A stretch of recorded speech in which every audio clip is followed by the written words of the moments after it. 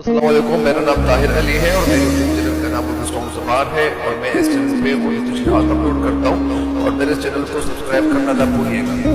बिस्मिल्लाहिर्रहमानिर्रहीम। अस्सलाम वालेकुम डियर स्टूडेंट्स, उम्मीद है आप लोग ठीक होंगे और आप लोगों की ज़िंदगी खुशियों के साथ गुजरी होगी। तो मज़ीद आप लोगों के लिए चलता हूँ शेर नंबर 2 की तशरीह की तरफ। शेर नंबर 2 क्या है? शेर नंबर 2 यही है और अल्लाह के फजल करम से शेर की तशरीह भी आपको समझ आ जाएगी और आप लोगों को समझाने में अल्लाह के फजल करम से मैं कामयाब हो जाऊंगा और ऐसे तरीके से तशरीह करूंगा अल्लाह के फजल करम से कि वो आपकी समझ में बैठ जाएगी, आपकी समझ में आ जाएगी और आपकी ज़हन नशीन हो जाएगी। अगर आप इस चैनल पे नए हैं तो आपको मेरे चैनल को सब्सक्राइब भी करें, बेल आइकन बटन भी ज़रूर दबाएं ताकि मेरी हर वीडियो आपको बार वक्त पहुंचती रहे और मज़ीद लोगों के साथ शेयर ज़रूर करें ताकि उन तक भी ये तशरीह पहुंच जाए और वो इससे इस्तेफादा कर फ़ायदा उठाए। तो आप लोगों के लिए चलता हूँ शेर नंबर 2 की तशरीह की तरफ। शेर नंबर 2 ये है कि हैरत गुरूर हुस्न से, हैरत गुरूर हुस्न से शोखी से इज़्तिराब। हैरत गुरूर हुस्न से, ये लफ्ज़ हुस्न है, हुस्न, हुस्न से शोखी से इज़्तिराब, अज़्तराब नहीं, इज़्तिराब। और दूसरा मिसरा है कि दिल ने भी तेरे सीख लिए हैं चलन तमाम। जिस तरह हैरत गुरूर हुस्न से शोखी से इज़्तिराब, दिल ने भी तेरे सीख लिए हैं चलन तमाम। तो इस शेर में जो अल्फाज है, मुश्किल तो नहीं है, दुनिया में कोई भी काम मुश्किल नहीं होता। बहरहाल इसके जो नए अल्फाज हैं तो वो आपके सामने रखता हूँ। वो क्यों है? हैरत का मतलब हैरानी, हैरानगी नहीं, हैरानी। गुरूर तो मगरूर को कहते हैं जो तकब्बुर करता है। तकब्बुर का मतलब क्या है? यानी खुद को बड़ा तसव्वुर करना। हुस्न का मतलब ब्यूटी नहीं, खूबसूरती। शोखी से इज़्तिराब, शोखी के माने क्या है? यानी यानी शोखी का मतलब यानी गुरूर करना, तकब्बुर करना भी है और शोखी के माने मतलब बेचैनी। यानी कभी कभार अगर कोई खूबसूरत अल्लाह ताला ने किसी को खूबसूरत दी हुई होती है तो वो अपने हुस्न को थोड़ा सा वो शोखाना अंदाज से, मतलब इन्हें अपने हुस्न का जलवा लोगों को नहीं करवाते, अपने हुस्न को नहीं दिखाते, कभी हुस्न को दिखाते कभी छुपाते हैं ताकि लोगों के दिलों में बेचैनी बढ़े। बहरहाल तो दिल ने भी तेरे सीख लिए हैं चलन तमाम। चलन का मतलब इन्हीं दिल ने भी तेरे सीख लिए हैं, मतलब इन्हीं मेरे दिल ने भी तेरे जो तरीके थे, जो चलन थे, जो तरीके थे, जो ढंग थे, जो वो ढंग थे, वो सारे मेरे दिल ने सीख लिए। मतलब इन्हें तुम जो मेरे साथ मोहब्बत नहीं कर रहे।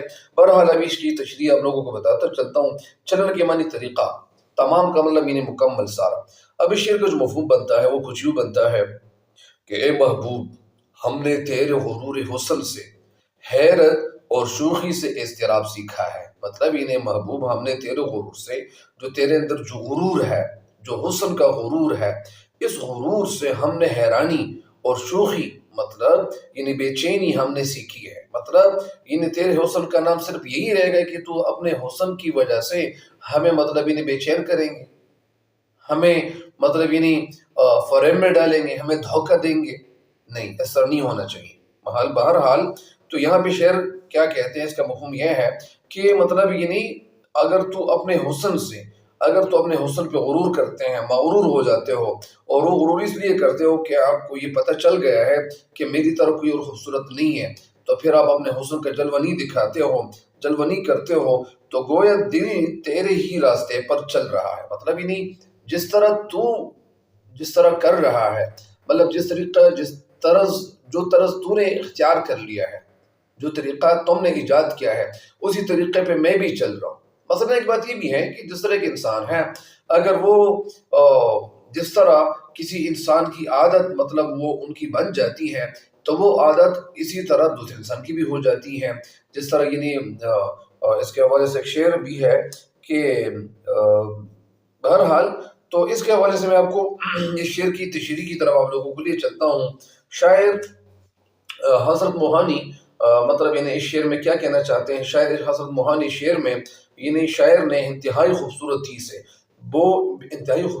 से अपने मिजाज और रवैये में आने वाली तब्दीलियों का जिक्र करते हैं। यानी उनका जो रवैया था, उनका जो मिजाज था, कभी कभार कुछ लोग अपने मिजाज और अपने रवैये को भी तब्दील करते हैं, हालात के मुताबिक वो अपने रवैये को तब्दील करते हैं। जो हालात जिस तरह होते हैं تو وہ ان حالات کے مطابق اپنے رویے بھی تبدیل کرتے ہیں، ان کی جو سوچ ہے اس کو بھی تبدیل کرتے ہیں، خیال کو بھی تبدیل کرتے ہیں، رویے کو بھی، ایٹیٹیوڈ کو بھی تبدیل کرتے ہیں۔ تو وہ کیوں کرتے ہیں؟ تاکہ ان کو اس سے فائدہ ہو۔ بہرحال تو یہاں پہ شعر کہتا ہے انہوں نے اپنے رویے میں تبدیلی لانے کی کوشش کی ہے۔ مطلب شعر کہتے ہیں کہ شاعر نے انتہائی خوبصورتی سے اور بے انتہا خوبصورت انداز سے اپنے مزاج اور رویے میں آنے والی تبدیلیوں کا انہوں نے تذکرہ کیا ہے، انہوں نے ذکر کیا۔ اور ذکر کس انداز سے کیا؟ وہ کیا کہہ رہے ہیں؟ وہ یہ کہہ رہے ہیں کہ ان تبدیلیوں کی وجوہات بھی محبوب سے وہ کیا کرتے ہیں؟ وہ منسلک کرتے ہیں۔ وہ کہتے ہیں کہ میں نے جو رویے میں تبدیلی کی تو وہ بھی محبوب ہی کی وجہ سے کی، تاکہ جس طرح میرا محبوب ہے خربوزے کو دیکھ کر رنگ پکڑتا ہے، تو جس طرح میرا محبوب ہے تو ویسا میں بھی بن جاتا ہوں۔ تو محبوب خوبصورت ہے اور وہ اپنے حسن سے اور اسے اپنی خوبصورتی کا اندازہ بھی ہے، اس کو اپنی خوبصورتی کا علم بھی ہے، اپنی خوبصورتی کا علم ہے، اور اس لیے اپنے حسن کو ایک جواز بنا کر، ایک جسٹیفیکیشن بنا کر اس کے اندر غرور آ گیا ہے۔ جبکہ مزاج میں شوخی کا عنصر موجود ہے، شوخی کی جو مرکب ہے وہ موجود ہے، شوخی ان کے اندر مطلب یہ جو ایلیمنٹس ہے وہ ان کے اندر موجود ہے، جو اس کی شخصیت کو مزید نکھار دیتی ہے۔ جس طرح ایک شاعر کہتے ہیں کہ گل ہو مہتاب ہو آئینہ ہو خورشید ہو میر، گل ہو مہتاب ہو آئینہ ہو خورشید ہو میر، اپنا محبوب وہی ہے جو ادا رکھتا ہو۔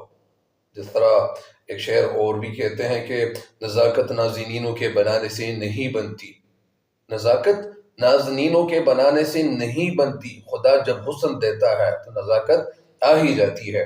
بہرحال شاعر جب محبوب کے حسن کو دیکھتا ہے، محبوب کے خوبصورتی کو دیکھتے ہیں تو دل میں حیرانی کے جو جذبات ہیں وہ پیدا ہو جاتے ہیں۔ کیوں پیدا ہو جاتے ہیں؟ کیونکہ دل اس بات پر حیران ہے، حیرت میں پڑ جاتا ہے، وہ حیرانی کا شکار ہو جاتا ہے کہ کوئی اتنا بھی حسین ہو سکتا ہے، کہ کوئی اتنا زیادہ خوبصورت ہو سکتا ہے۔ جس طرح ایک شاعر کہتے ہیں کہ خوب روح ہیں سینکڑوں لیکن نہیں تیرا جواب، خوبرو ہیں سینکڑوں، خوبرو ہیں سینکڑوں لیکن نہیں تیرا جواب، دل رہائی میں ادا میں ناز میں انداز میں، خوبرو ہیں سینکڑوں لیکن نہیں تیرا جواب، دل رہائی میں ادا میں ناز میں انداز میں۔ حقیقت میں انسان جس سے محبت کرتا ہے، جس سے پیار کرتا ہے، جس سے عشق کرتا ہے، تو وہ کیا ہوتا ہے؟ وہ اسے دنیا کی تمام چیزوں سے خوبصورت لگتا ہے۔ مثلا ایک بندہ ہے، اگر اس نے اپنے لیے گاڑی خریدی تو اگر دوسرا کہتے ہیں یار یہ گاڑی تو بڑی بدصورت ہے، یہ تو اچھی نہیں ہے، اس سے دوسری خرید لیتے، تو وہ بندہ کہتا ہے کہ بھائی یہ گاڑی میں نے اس لیے خریدی کیونکہ مجھے پسند تھی۔ تو اب دوسروں کی ایک انسان کی جو پسند ہے ان کی اپنی چوائس ہوتی ہے، تو اپنی چوائس اگر کوئی دوسرا کہہ دے کہ یار اس میں تو یہ نقص ہے، اس میں یہ خرابی ہے، اس میں یہ کمی ہے، تو وہ انسان کہے گا اچھا آپ کمی دیکھنے کی کوشش کر رہے ہیں اور آپ اس میں خرابی اور نقص نکالنے کی کوشش کر رہے ہیں، نقائص نکالنے کی کوشش کر رہے ہیں، تو نکالیے، لیکن مجھے یہ گاڑی پسند تھی اس لیے میں نے خریدی۔ تو گاڑی تو بندے کو پسند ہوتی ہے، ایک بندے کو پسند ہوتی ہے، کسی اور کی پسند کی تو لوگ اس کا ذکر نہیں کرتے۔ تو یہاں پہ شاعر کا مطلب ہے کہ شاعر یہاں پہ مطلب جس سے انسان سے پیار کرتا ہے، محبت کرتا ہے، تو وہ محبت جس سے کیا جاتا ہے، جس سے کرتے ہیں، تو وہ دنیا کے سب سے خوبصورت محبوب نظر آتا ہے۔ کائنات کی کوئی اور چیز اس کے بیلنس پر، اس کے ساتھ برابری پر وہ نہیں آ سکتی، اور نہ کبھی ایسا ہو سکتا ہے کہ کوئی دل میں ایک دفعہ داخل ہو جائے، یا کسی انسان کی خوبصورتی، کسی انسان کی باتیں، کسی انسان کا انداز، کسی انسان کی شخصیت جب کسی کے دل میں بیٹھ جائے تو دل سے نکل نہیں سکتا۔ بہرحال تو شاعر یہاں پہ جس طرح یہاں پہ ایک شاعر ہے احمد فراز بھی ان کے حوالے سے کیا کہتے ہیں یہ بھی آپ کے سامنے رکھتا ہوں۔ وہ کہتے کچھ یوں ہے کہ سنا ہے اس کے بدن کی خراش ایسی ہے، سنا ہے اس کے بدن کی خراش ایسی ہے کہ پھول اپنی قبائیں کتر کے دیکھتے ہیں۔ بہرحال یہ وہ غزل ہے کہ سنا ہے لوگ، جس طرح ایک بہت اچھی غزل ہے کہ سنا ہے بولے تو باتوں سے پھول جھڑتے ہیں، چلو یہ بات ہے تو بات کر کے دیکھتے ہیں۔ تو بہرحال جب محبوب کی شوخی، محبوب کا انداز، محبوب کی حرکات یا حرکتیں، ان کی شرارتیں، اگر ان کی شرارتوں کو دیکھتے ہیں، کبھی کبھار جس طرح لوگوں کے سامنے بتایا کہ کبھی کبھار انسان کسی کی باتوں میں آ جاتا ہے، ان کی باتوں کی جو خوبصورتی ہوتی ہے، ان کی باتوں میں مٹھاس ہوتا ہے، ان کی باتوں سے انسان اپنا دل ہار بیٹھتا ہے، تو دل میں اضطراب اور بے چینی کی جو کیفیت ہے وہ پیدا ہو جاتی ہے جب کسی انسان سے کوئی وہ کیا ہو جائے اپنا دل ہار بیٹھے، تو ظاہری بات ہے کہ اس کے دل میں ایک حالت پیدا ہو جاتی ہے، ایک کیفیت پیدا ہو جاتی ہے۔ اور کیفیت کیا پیدا ہو جاتی ہے؟ اس طرح محبوب کے حصول کی خواہش، محبوب کو حاصل کرنے کی خواہش، انسان کے دل میں خواہش پیدا ہوتی ہے کہ یار میں اس بندے سے میں مکمل طور پر اس سے میں متاثر ہو گیا۔ پھر کیا کہتے ہیں کہ جب متاثر ہو گئے ہوں تو پھر وہ بندہ اس کو اپنانے کی کوشش کرے گا، اس کے ساتھ محبت کی پتنگیں اڑانے کی کوشش کرے گا۔ گویا شاعر اپنی حیرانی اور عشق کی بے قراری کی وجہ محبوب کی خوبصورتی اور اس کا انداز اور اس کی معصومانہ شرارتوں کو قرار دے رہا ہے، اور محبوب کی خوبیوں میں اس لیے شاعر وہ خوبی اس لیے بیان کرتا ہے شاعر کہ میرا دل تیری ہی چلن کو سیکھ رہا ہے، محبوب جیسے تو کہے گا ویسا میں کروں گا۔ تو وجہ یہی تھی کہ وہ اس محبوب کو حاصل کرنے کی کوشش کر رہا ہے۔ اور ایک بات یہ بھی ہے کہ کبھی کبھار ایسے بھی ہو جاتا ہے کہ کوئی کام ہر کام لڑائی جھگڑے سے نہیں ہو سکتا، کچھ کام ایسے بھی ہوتے ہیں کہ وہ آرام سے بھی ہو سکتے ہیں۔ اس کے ساتھ انسان کیا کرے گا، انسان بڑے اخلاقی لحاظ سے ان کے ساتھ پیش آئے گا۔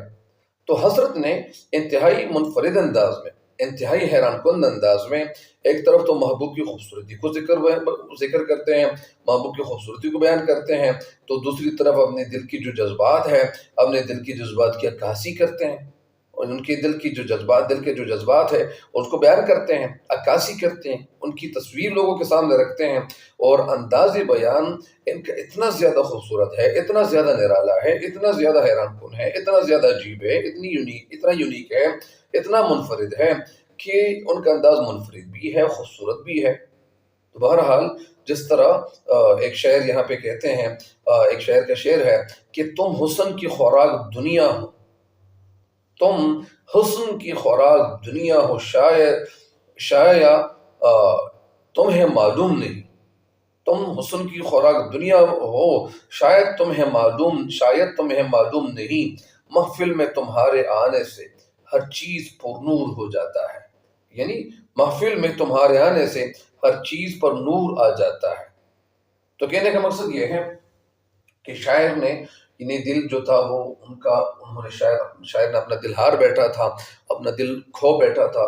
اور کبھی کبھار ایسا ہو بھی جاتا ہے کہ کبھی کبھار انسان دوسرے انسان سے اتنا زیادہ متاثر ہوتا ہے کہ کبھی کبھار ان کی چال سے، ان کے قدم چلنے سے، انداز سے، ان کی پرسنالٹی سے، ان کی باتوں سے، ان کی خوبصورتی سے، تو بہرحال جب کبھی انسان ان سے متاثر ہو جاتا ہے تو اس کے دل میں یہ جذبات وہ حرکت میں آ جاتے ہیں، اور وہ کہنا یہ چاہتے ہیں کہ اب میرے ان کے ساتھ تعلقات استوار کرنے چاہیے، اب ان کے ساتھ مجھے تعلقات بنانے چاہیے۔